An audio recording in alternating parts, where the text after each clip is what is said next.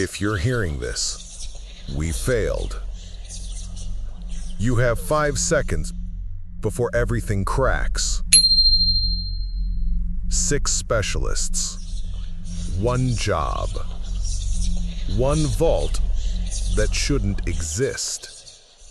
Then the lights went out, and the laws of physics didn't come back.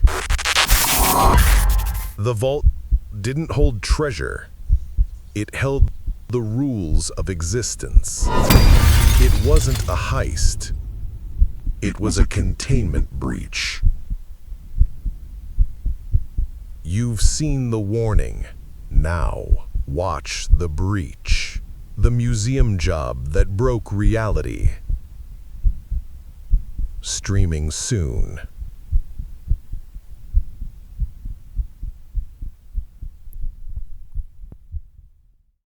You're watching me die.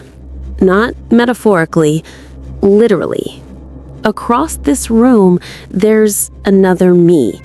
Riley Koss, 24, computer science dropout, first-time professional thief.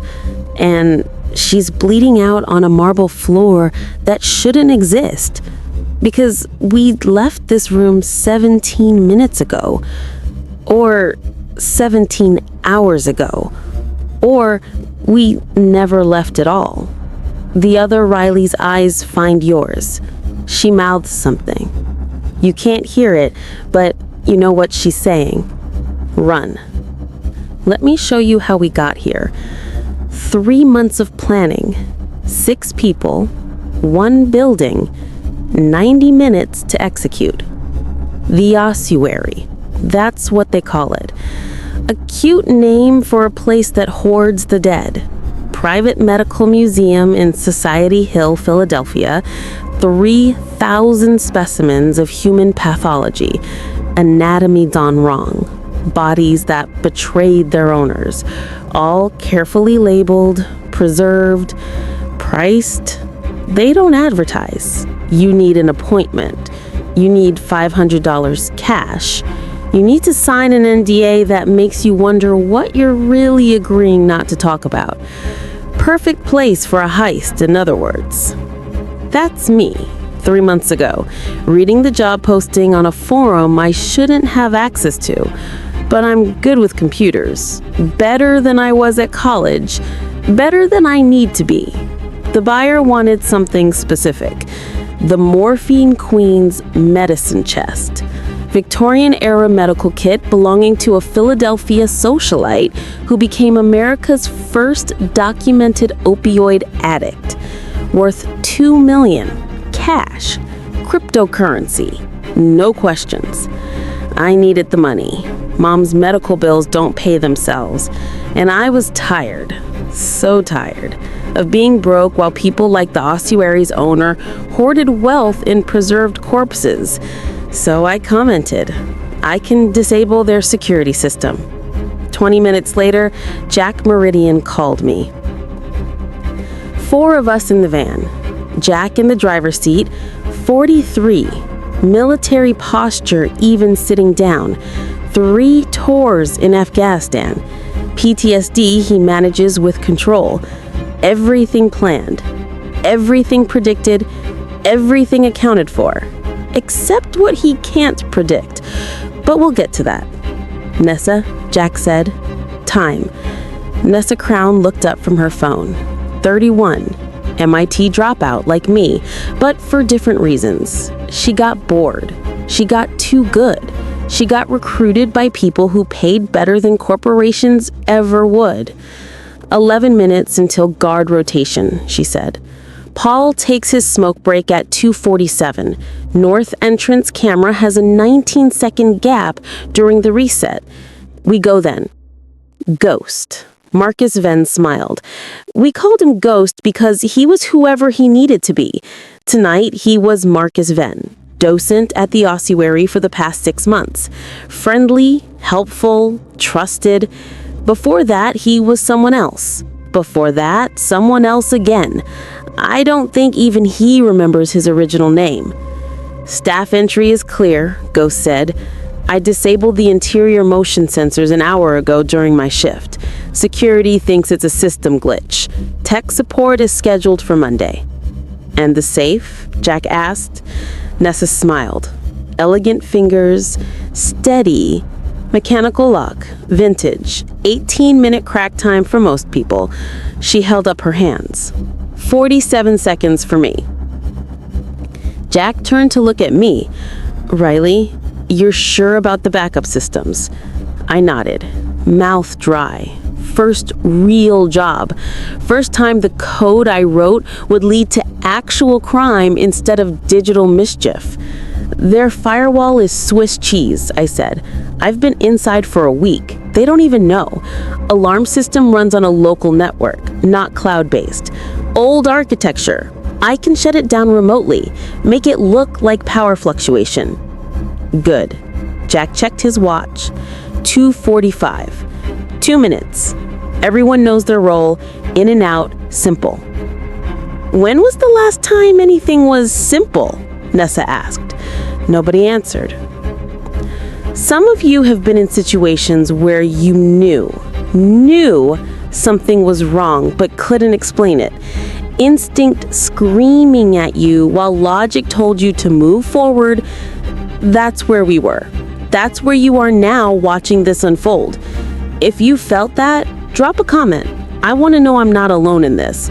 Because what I've learned, what I'm still learning, loop after loop, is that intuition isn't mysticism. It's pattern recognition too fast for consciousness to articulate. My pattern recognition was screaming, but I didn't listen. The ossuary smells like formaldehyde and old money, preservation chemicals and institutional pride. We entered through the staff door. Ghost's key working smooth as rehearsal. Cameras, Jack whispered. I checked my phone. Looping. They're seeing yesterday's footage. We moved through the loading dock into the storage area, past shelves of specimens waiting for display, jars of things that used to be human, organs floating in amber liquid, bones wired into impossible configurations. A skull watched us past. Empty sockets, somehow accusatory. First floor secure, Ghost reported. Guard is on break, north entrance. How do you know? I asked. Ghost smiled. Because I told him I saw a suspicious car out front. He's checking the parking lot. We have 18 minutes before he comes back inside. 17 now, Jack said. Move. We climbed the service stairs. Original 1820s construction. Wood that creaked no matter how carefully you stepped. The building's settling, Ghost had explained during planning. Old structures talk. Tonight, it was whispering something I didn't understand. Second floor. Main collection, display cases in rows. Low lighting for preservation, shadows deep enough to hide in. We moved single file. Ghost leading, Jack trailing, me in the middle running security countermeasures. That's when I saw it the first time. The guard, Paul, 67 years old according to Ghost's intel, ex-cop, did crosswords during his shift, harmless. He was standing at the end of a hall, staring at us. Ghost, I hissed. Guard, end of the hall. Ghost turned. Where? I pointed. The hallway was empty. There's no one there, Riley. I saw. Focus, Jack cut in. Stress plays tricks. Keep moving. I kept moving. But I looked back. Paul was standing right where I'd seen him, watching. And as our eyes met, he smiled. Then he mouthed 2 words. Good luck. The restricted wing, where they keep the expensive things, the dangerous things, the things that come with warnings.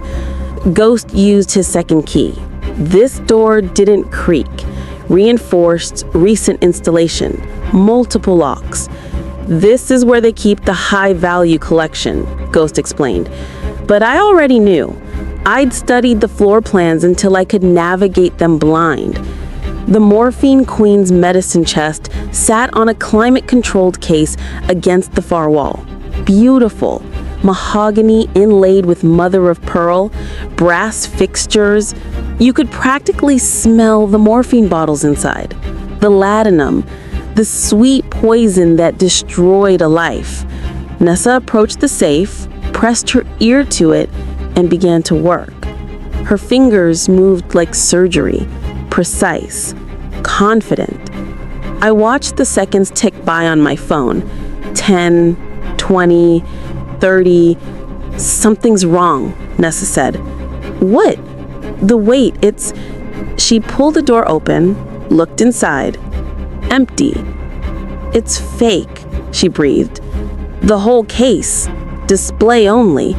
The real chest isn't here. Jack went very still. The kind of still that comes before violence. Ghost. I didn't know, Ghost said quickly. My access doesn't extend to inventory audits. I knew it was supposed to be here. Where is it? I don't... Wait. Ghost moved to a computer terminal in the corner, logged in with his credentials, typed, read, went pale. Auction, he said quietly. Sold 3 weeks ago. Current location, private collection, London. 72 hours of research, 3 months of planning, one impossible window, all for nothing. Jack's jaw worked. I could see him calculating. Abort, retreat, regroup.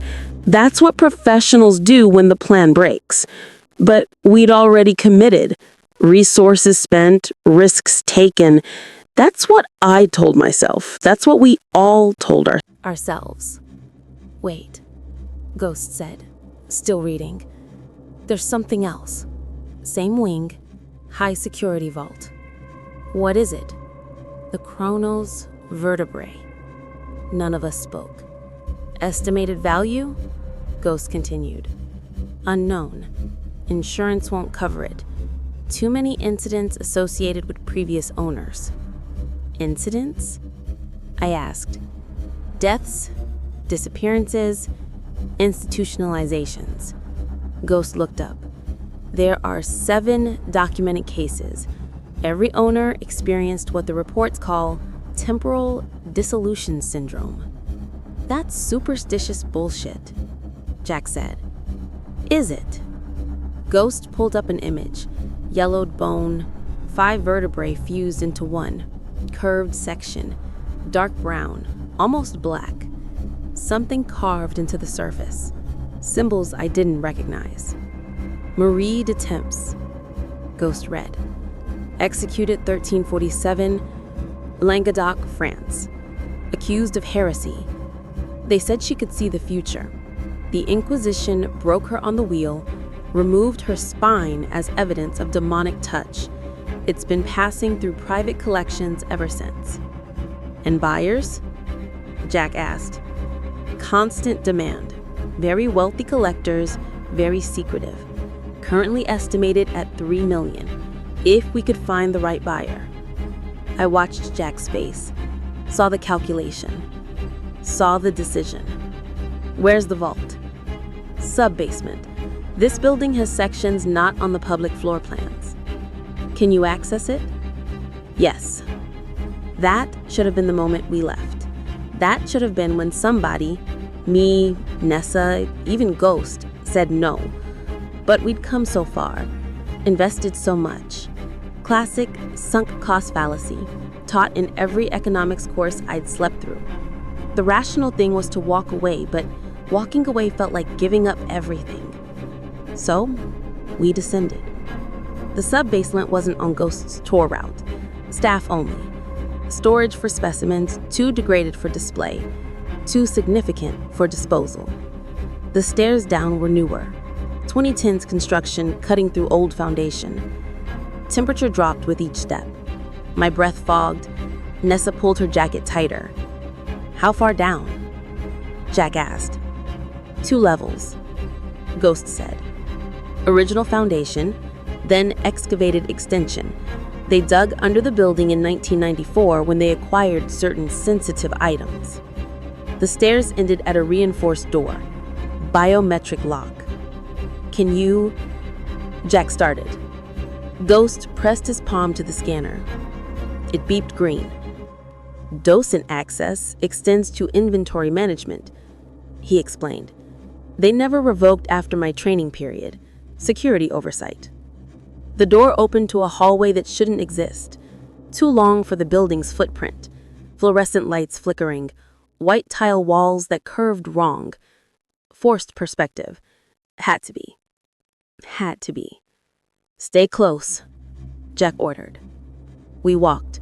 The hallway stretched. Doors on either side labeled with codes. B47, B83, B134. No logical sequence. Here, Ghost stopped at B347. Chronos Vault. Nessa examined the lock. Combination. Old style. This'll take longer than the upstairs safe.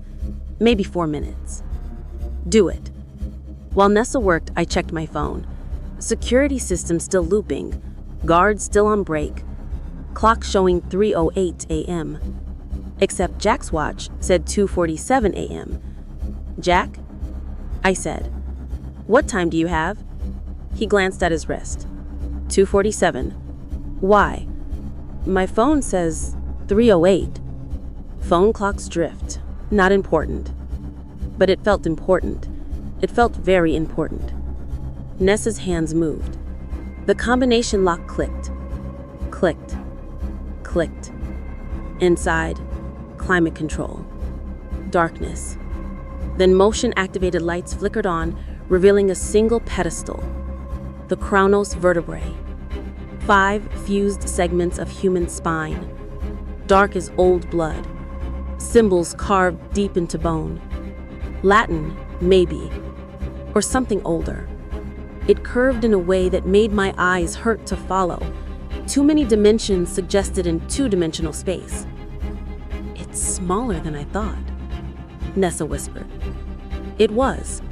Maybe 8 inches long. You could hold it in one hand. Ghost approached slowly, read the placard. Marie de Temps, 1319 to 1347. Executed for the heresy as prophecy. Donated 1994 by the estate of Dr. William Ashmore. Who's that? I asked. No idea. Jack checked his watch. We have 7 minutes before guard rotation. Take it. Go. Nessa reached out. Stopped. Should we? Take it. She took it. And the lights went out. Not flickered, not dimmed, went out. Total darkness. The kind your eyes can't adjust to because there's no light left to gather. Riley? Jack's voice. What's happening? I checked my phone. Screen glowing. System still nominal. This isn't the security. The lights came back. We were still in the vault, but the vertebrae was on the pedestal. Nessa was standing 5 feet back, hands empty, eyes wide. I was holding it, she said. I was. You haven't moved, Ghost said. I took it. I was holding it. It felt like... She stopped. Couldn't find the words. Jack looked at his watch.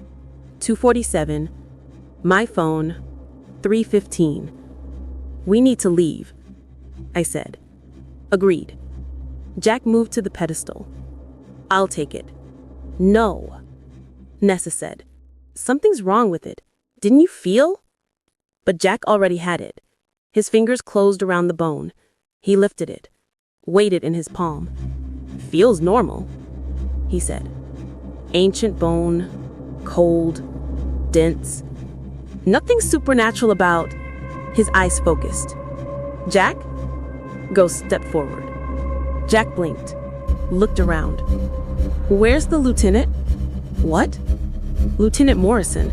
We were supposed to exfil at 300. Where's... He stopped, looked at his hand. At the vertebrae? At us? Sorry, I was somewhere else for a second. Where? Kandahar, 2009. But I wasn't remembering it. I was there. The lights flickered. When they steadied, Jack was holding a black case. Museum-issued transport container. "When did you get that?" I asked. "Get what?" "The case. You just had the vertebrae in your hand." He looked down. "I've been holding the case the whole time." Nessa grabbed my arm. "Riley, we need to go. Right now." Smart woman. I should have listened. We ran. Back through the impossible hallway, up the stairs, second floor, the collection cases watching with dead eyes. Main entrance. Jack ordered. Straight shot. But the hallway didn't go straight anymore. It curved. Impossible angles. The same display case passing on our right. Once. Twice. 3 times. The obstetrical forceps collection. I'd studied the museum layout. It should have been stationary. "Are we going in circles?" Ghost asked. "No," Nessa said. "Look at the exit signs. They're all pointing the same direction. We're moving forward." "Then why do I keep seeing the same?" We stopped. The footsteps didn't. "Someone's here," I whispered.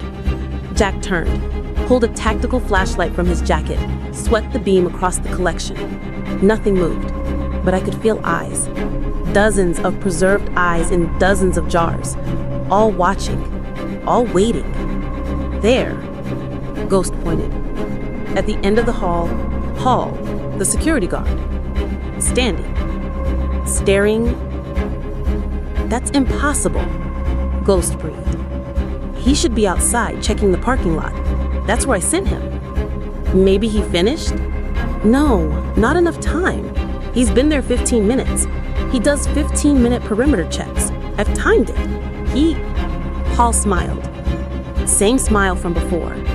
Same 2 words mouthed at us. "Good luck." Then he turned and walked through a wall. Not a door, not a hallway. Through the solid plaster wall like it was stage fog. "Did we all see that?" Nessa's voice cracked. "Tell me we all saw that." We all saw that. Jack made a decision. Fire exit. West wing. Go. We went. The fire exit door had an alarm. I disabled it. Should have been silent. Should have opened to the street. The alarm shrieked, and the door opened to the main entrance lobby. Behind us. We'd completed a circle without turning. "Okay," Jack said, calmly. Too calmly. The control voice. The voice that keeps soldiers from... You had 90 seconds between touching the vertebrae and the binding completing. You didn't run. You stayed. You brought it deeper into the building. Now, the museum has you. All of you. Forever. I looked at Jack, at the 100 versions of Jack, all suffering different hells. What happens to them? They loop. Each one experiences their deepest fears, their worst memories, their alternate paths. They'll live every possible timeline until they forget which one is real. Eventually, they'll forget they're looping. They'll forget they were ever alive. They'll become part of the collection. And me? You watch. You document. You wait for the next crew. How many crews? You're the 7th. I was the 1st. Each crew brings fresh consciousness, fresh energy. The building feeds on it, on possibility, on the horror of infinite choice. I processed this, so we're feeding something. The vertebrae, the museum, reality itself. Maybe. Does the distinction matter when you're trapped? I want to go home. Home is a direction you can no longer move in. And then we were in the van. Jack in the driver's seat. Nessa on her phone. Ghost smiling his "trust me" smile. Me in the back, heart racing.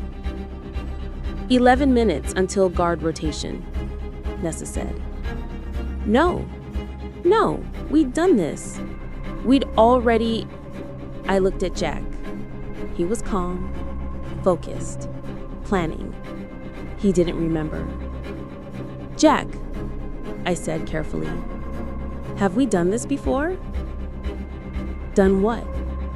This heist. This exact heist. He looked at me in the rearview mirror. You nervous? First job jitters? Jack, we already went inside. We took the vertebrae. We got trapped. Riley, his voice gentle, patient. We haven't moved yet. You're catastrophizing. That's anxiety. Take a breath.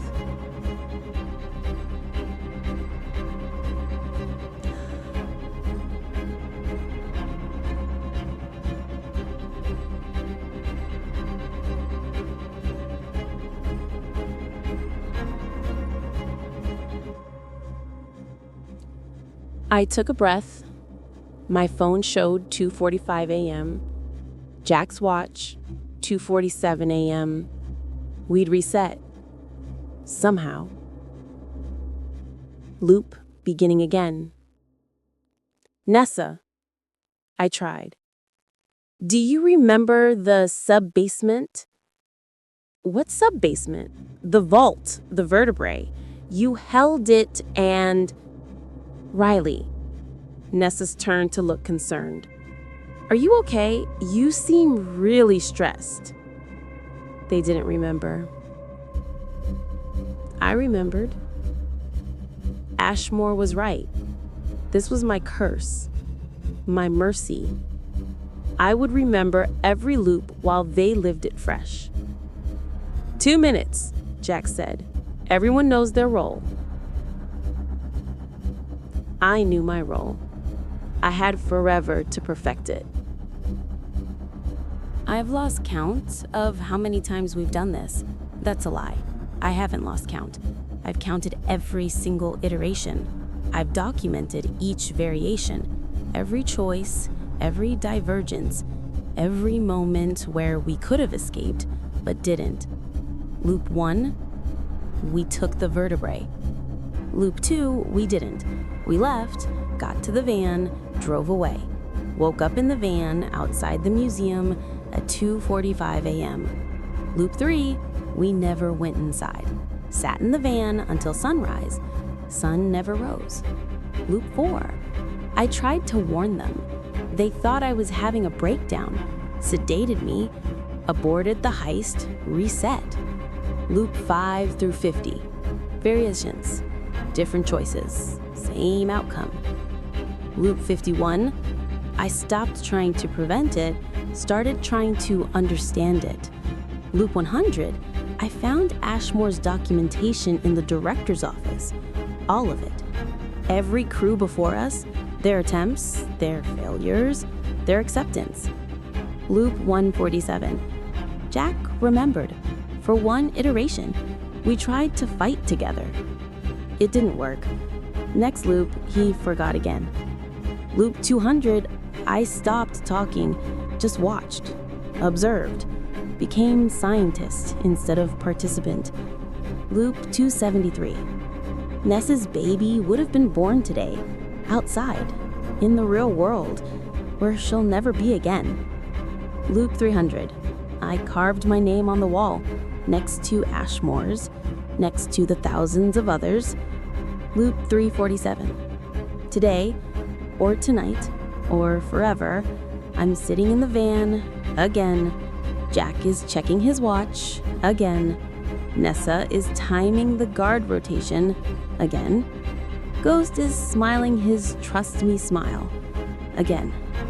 And I'm going to go inside, again. Because I have to, because that's what you do when you're a recording playing back.